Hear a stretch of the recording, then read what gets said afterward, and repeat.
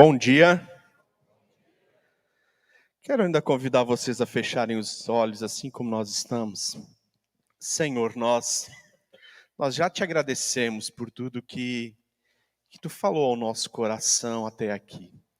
Mas também agora, quando vamos meditar na tua palavra, que teu Espírito Santo haja em nós para que a gente entenda e mais do que isso, além de entender que a gente tem o desejo sincero de colocar em prática aquilo que tu vais nos revelando como vontade tua para cada um de nós.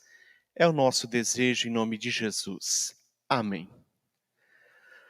Leonardo, já no início do culto, nos falou a respeito da série e a gente está começando então a primeira semana da série em frente e as duas palavras que nos levaram a colocar esse título curto dessa vez da série falam justamente disso, de momentos nos quais a gente precisa enfrentar situações e momentos nos quais a gente precisa ouvir, siga em frente.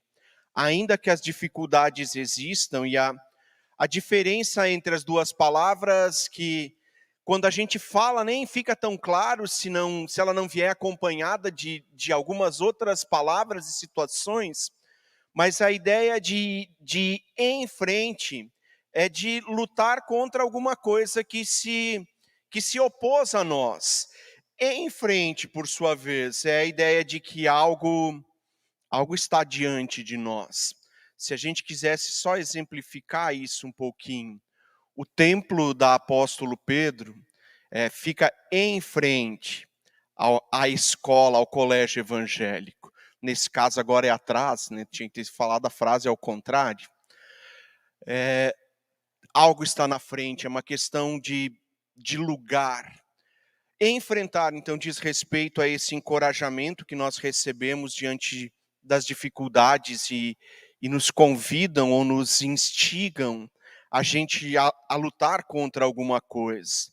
Especificamente hoje de manhã, dentro desse em frente, nós queremos falar do papel da fé nisso. Lucas capítulo 10, se vocês têm suas Bíblias com vocês, seja de papel ou seja no aplicativo, conta a história de um oficial romano, de um centurião. O centurião era um chefe militar, e na maioria das cidades de Jerusalém, que na época eram escravos. Jerusalém, Israel como um todo, não tinham liberdade política e econômica, eles eram servos de Roma. E Roma, para garantir o seu domínio, colocava em cada uma dessas vilas, dessas pequenas cidades, um destacamento de soldados. Um centurião comandava 100 soldados que cuidavam dos interesses de Roma naquele determinado lugar. Lucas, o autor do Evangelho, também é o autor de Atos. Ele diz que ele escreve tanto o Evangelho quanto Atos depois de uma pesquisa muito cuidadosa. Ele ouve pessoas, ele vê, ele ouve os discípulos lá do começo, ele é discípulo de Paulo e ouve as coisas de Paulo, e ele coloca no papel. Assim como os outros 3 evangelhos, as coisas que Jesus fez e viveu. Lucas tem apenas um particular nisso. Ele, como não é discípulo da primeira geração, ele provavelmente nem conheceu Jesus pessoalmente.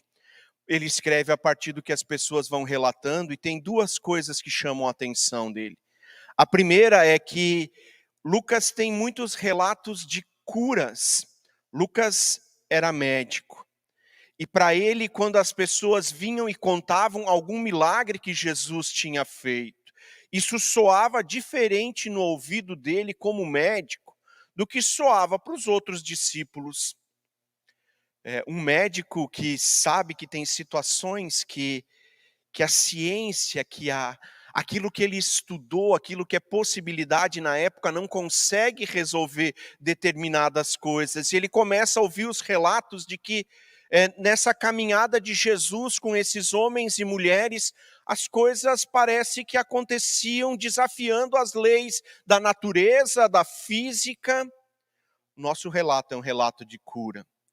Lucas também tem uma intenção de escrever para aqueles que não são judeus de nascimento. O Novo Testamento diferencia, e de vez em quando vai aparecer isso, a diferença entre judeus e gentios. Judeus eram aqueles que nasceram dentro daquele povo, tem uma linhagem, eles conseguem falar que eles são descendentes de fulano, de fulano, de fulano, até chegar lá atrás, em Abraão, Isaque e Jacó. E eles inclusive batem no peito para dizer, nós somos herdeiros da promessa. Gênesis 12, há uma promessa que Deus faz para Abraão, dizendo, vocês vão ser uma grande nação. Eles batem no peito e dizem, somos nós.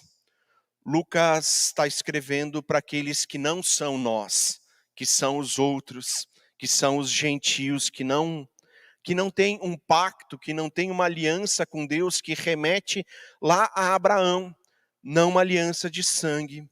Mas Gênesis 12, se vocês lembram do texto, já diz que Deus abençoaria Abraão e que ele seria uma bênção para todas as nações da terra.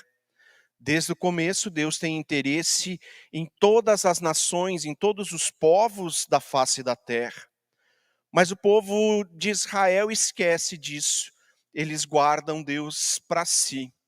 E de vez em quando surge alguém no meio desse povo que se interessa pela fé desse Deus único, desse Deus criador de todas as coisas. Esses são os gentios ou são os tementes a Deus. Lucas está escrevendo para esse grupo de pessoas que não tem sangue de Abraão, Isaque e Jacó, que estão se convertendo porque ouvem que Jesus é Filho de Deus. Nossa história junta essas duas coisas.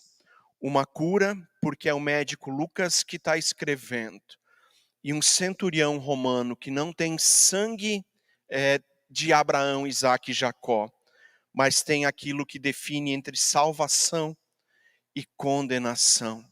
Esse homem tem temor a Deus, esse homem tem reverência. Capítulo 7 de Lucas, então, vai nos dizendo assim. Quando Jesus terminou de dizer tudo isto à multidão, entrou em Cafarnaum. Nosso texto vem na sequência do Sermão do Monte. Se vocês lerem o capítulo 6, o finalzinho do capítulo 6, é exatamente aquilo que está no Sermão do Monte, que Lucas não escreveu todo. O Sermão do Monte é Mateus, os 3 capítulos, o maior discurso que Jesus faz.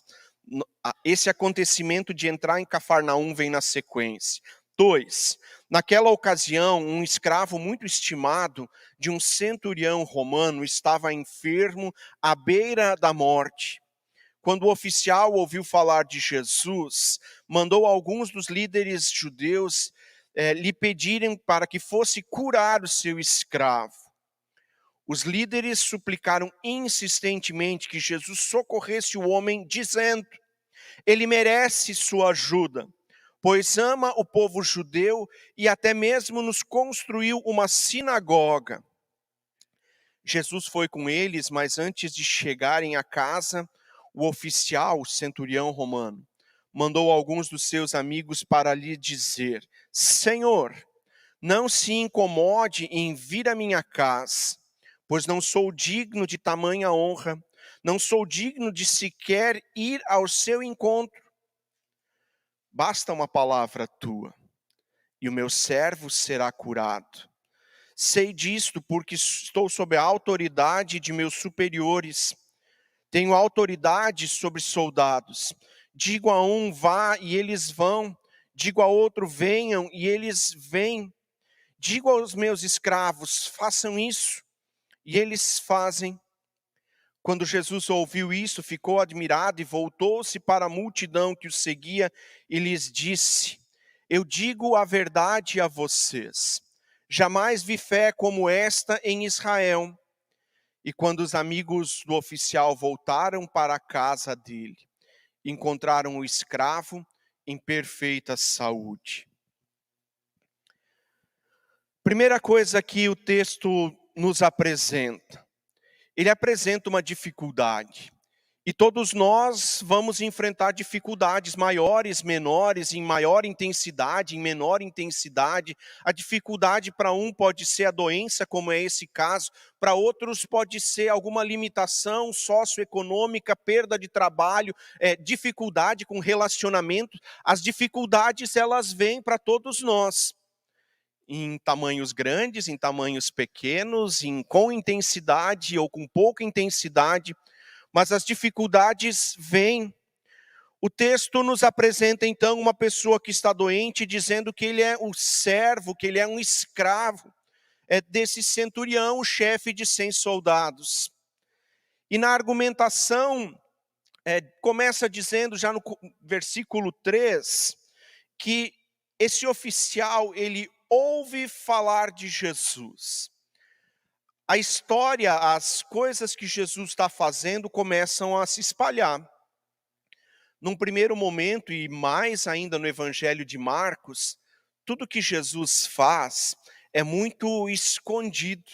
Jesus faz para um grupo restrito, ele recomenda que as pessoas não contem o que ele fez, mas a notícia se espalhou. Porque quem experimenta algo bom não consegue guardar isso dentro da sua boca, ou não é assim? Finalzinho do capítulo 6, versículo 46, inclusive tal versículo que a gente cita de vez em quando. A boca fala do que está cheio o coração. Quando nós experimentamos coisas boas, e não estou nem agora falando de coisas ligadas à fé, quando nós experimentamos coisas boas, a gente fala disso com uma naturalidade. A gente foi bem atendido em algum lugar. A gente experimentou um preço bom no supermercado. A gente vai espalhando essa notícia. Ainda que Jesus tenha dito para muitos daqueles que usufruíram do que ele fez, não conte, porque não chegou a minha hora. A notícia vai se espalhando e esse centurião ouve a respeito de Jesus. Talvez a primeira coisa para nós aqui, à medida que o que nós vivemos com Jesus vai se tornando público, à medida que nós vamos testemunhando, o Espírito Santo começa a agir naqueles que vão ouvindo. E eu tenho convicção de que tudo aquilo que nós ouvimos a respeito de Deus, em algum momento da nossa jornada, transforma a nossa vida.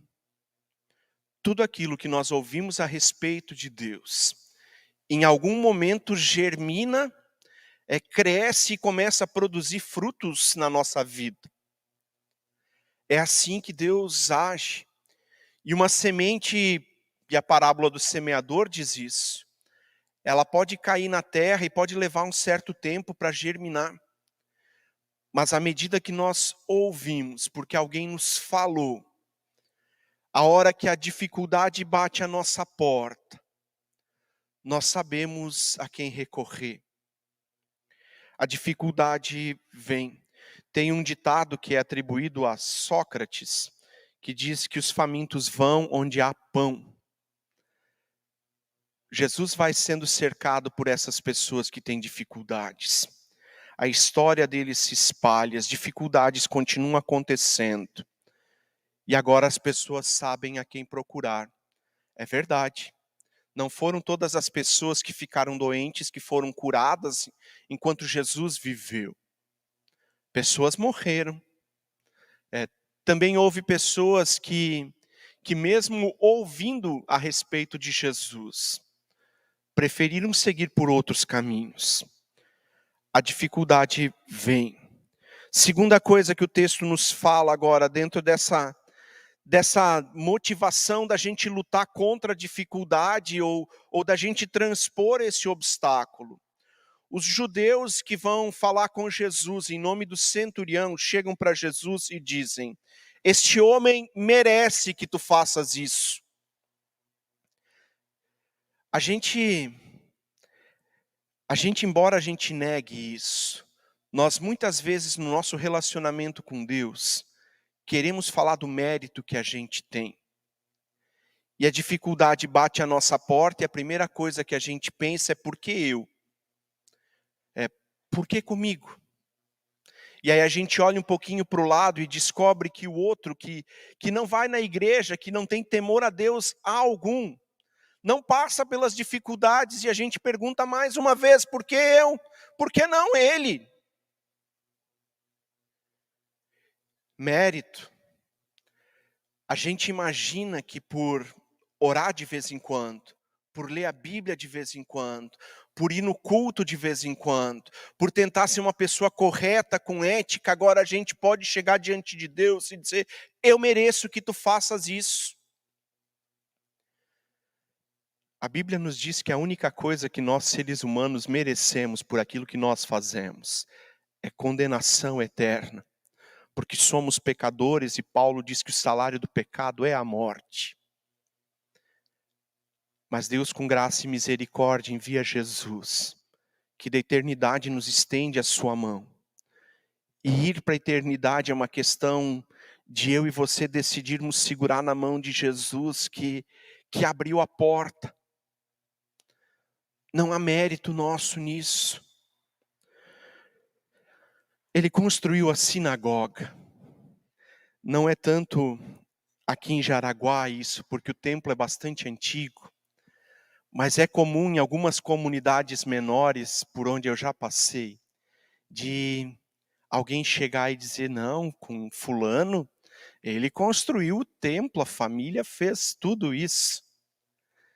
Trata ele diferente. É essa a mensagem que está por trás dessas coisas. Será que Deus olha diferente porque nós frequentamos culto? Será que Deus olha diferente para nós porque nós oramos, porque nós lemos a palavra? Essas coisas todas, elas são boas e elas nos ajudam a caminhar perto do nosso Deus e Senhor.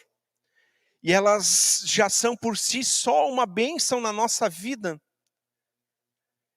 De ter o privilégio de saber que uma oração não é um falar sozinho. De abrir a Bíblia e descobrir nela algo que modifica a nossa vida, que nos ajuda a enfrentar as dificuldades. Os judeus acham que ele tem mérito e apelam para isso. Eu acho curioso só algumas vezes como Jesus não contesta essas coisas, né? Jesus não aponta o dedo como Daniel faria, diz, que mérito, cara.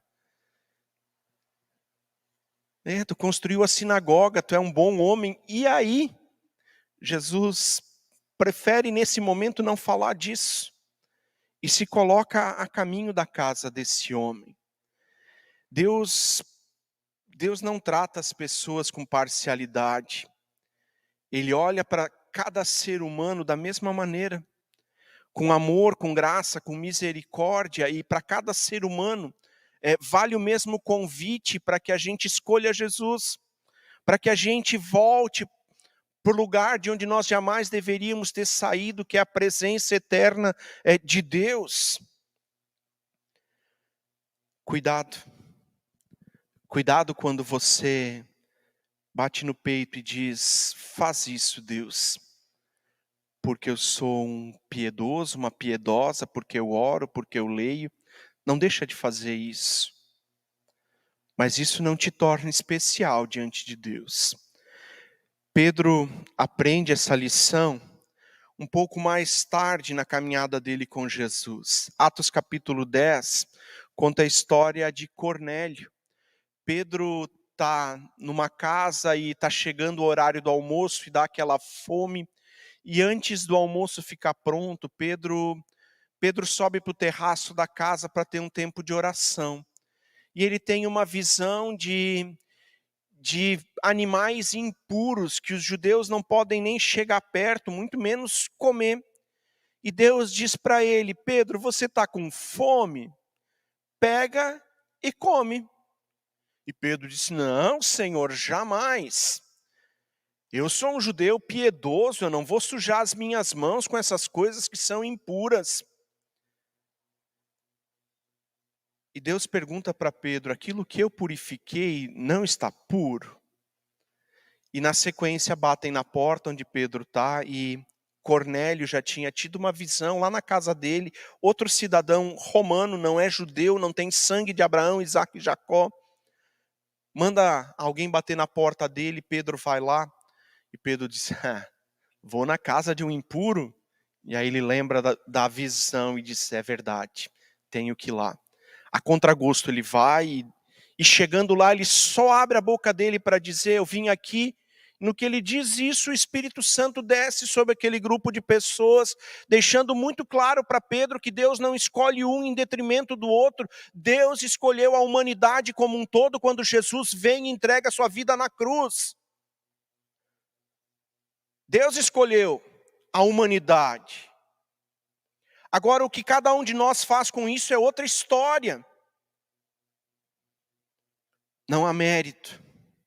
A graça e misericórdia de Deus, que nos chama à salvação, e que às vezes faz o que a gente pede, e que muitas vezes faz o que a gente pede, mas de repente tem outras que ele diz, espera mais um pouco. Não, isso eu não vou fazer. Não há mérito. Terceira coisa, a autoridade de Jesus. Jesus se põe a caminho da casa do centurião, e quando ele está chegando perto, o centurião já manda outros emissários lá dizer, espera um pouquinho, tu não precisa vir à minha casa, eu entendo como funcionam essas coisas. Eu tenho gente que eu digo faz isso e eles fazem, porque eu tenho autoridade sobre eles. Tu não precisa entrar na minha casa, só uma palavra tua. Só uma. E o meu escravo vai ficar bom como nunca teve. Ele não acha que ele pode receber Jesus em casa. Diferente dos judeus que olham para ele e dizem, esse cara tem mérito. Ele não bate no peito para dizer, eu mereço o favor de Jesus. Ele se reconhece indigno e diz, não, não vem. Pedro tem uma reação parecida quando ele é chamado. Lá no começo da caminhada dele, Pedro está pescando, Jesus chega na beira da praia. Pedro não pegou nada a noite toda, não pegou um único peixe. E Jesus diz, joga a rede do outro lado. E Pedro diz, sou pescador experiente, não vou fazer isso. Ele pensa um pouquinho e diz, não, porque tu está pedindo, sob a tua palavra eu vou lançar minhas redes. E Pedro pega um peixe que não cabe tudo no barco. Ele desce do barco na beira da praia e cai diante de Jesus de joelhos e diz, não sou digno de estar diante de ti. Jesus tem autoridade. E nós precisamos reconhecer isso. A casa estava bagunçada, como a nossa está. Eu não sei se já aconteceu contigo, de repente, toca o interfone, toca a campainha no portão da casa, e você atende e descobre que é alguém que você acha importante. E você sai correndo atucanado por dentro da casa para juntar as roupas que estão espalhadas, de esconder aquela panela que ficou do almoço e você não se preocupou em lavar ela ainda, porque dá para lavar depois. E agora você diz só um pouquinho e sai correndo para arrumar todas as coisas. E se você tivesse coragem, você deveria dizer, volta outra hora. O centurião sabe que a casa está bagunçada, e não estou falando das 4 paredes onde ele mora. Está bagunçado dentro. Mas também nisso Jesus tem interesse, e de novo basta uma palavra dele para resolver isso. Curioso é que o texto diz que o escravo foi curado. Jesus não entrou na casa e nem precisou dizer palavra alguma. Jesus não dá uma palavra dizendo sai doença ou qualquer coisa nesse sentido. Ele apenas faz. Ele não precisa tocar no doente. Ele não precisa de nada disso, ele tem autoridade para fazer do jeito que ele quiser.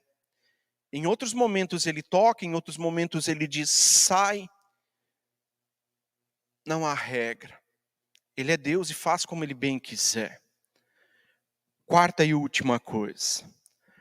A fé que é o canal, que é o combustível, que possibilita que eu e você lutemos contra as dificuldades, que a gente enfrente e que a gente siga em frente. O texto de Hebreus que nós lemos antes fala de uma fé que é necessária para a nossa salvação. Nós precisamos crer que aquele que enviou Jesus, aquele que ressuscitou Jesus, tem poder para fazer tudo o que ele está prometendo. E a gente, em resposta de fé, dobra joelhos e escolhe andar com Jesus. Mas a fé do centurião, ela ainda é uma fé um pouco diferente no sentido de que ele tem esperança, de que aquela situação momentânea e difícil que ele está vivendo possa ser resolvida. Não é uma questão de salvação, não é uma questão de eternidade, mas precisa fé para que isso aconteça. Jesus ouve os amigos dele e versículo 9 diz isso, quando Jesus ouviu isso, ficou admirado. Jesus elogia a fé desse homem e de novo, Jesus é filho de Deus, estava com o Pai na criação, viveu todo esse tempo de idas e vindas do povo de Israel, onde eles chegavam perto de Deus, onde eles se afastavam. Jesus viveu tudo isso, Jesus sabe o que aconteceu ali. E agora ele diz, não vi em Israel fé igual a essa. E eu tenho que lembrar, Elias, Eliseu, Davi, Moisés, Abraão, Isaac, Jeremias, Isaías. E a lista fica quilométrica. E Jesus diz, eu sei, eu vi o que todos esses viveram. Mas esse é diferente. Como seria, no nosso tempo, ter uma fé que deixasse Jesus admirado, dele chegar na nossa frente e dizer, uau, Daniel, eu nunca vi nada parecido com o que você está vivendo e fazendo. Conseguem imaginar como seria? E agora a pergunta difícil. Se você consegue imaginar como seria, quão distante dessa utopia você está? Porque eu não consigo, olhando para a minha vida, dizer que aquilo que eu vivo, e eu não estou dizendo que eu não tenho fé ou qualquer coisa assim, mas eu não consigo ver coisas suficientes na maneira como eu vivo a minha fé, a ponto de Jesus ficar admirado e dizer, não vi fé igual. Talvez você esteja bem mais perto dessa utopia do que eu. Como seria você ter uma fé que despertasse em Jesus esse uau, de ficar admirado pelo que você tem coragem de acreditar? A fé do centurião contrasta com a fé dos judeus da época. Finalzinho do capítulo 6, Jesus, Sermão do Monte, está dizendo assim, 6:43. Uma árvore boa não produz frutos ruins, uma árvore ruim não produz frutos bons. Jesus diz, bom, uma figueira dá figos, e se não dá figos, não é uma figueira. Versículo 46. Por que vocês me chamam de Senhor, se vocês não fazem o que eu peço? Por que vocês me chamam de Senhor, se vocês não fazem o que eu peço. E agora Jesus colocou o centurião de um lado, dizendo: esse é o modelo. Ele está produzindo figos, é uma figueira. E vocês? O que vocês são? Ah, vocês até enchem a boca para dizer Senhor. Vocês nem pronunciam o tetragrama sagrado, vocês não falam de Yahvé, Javé, Jeová, porque está no mandamento. E depois disso?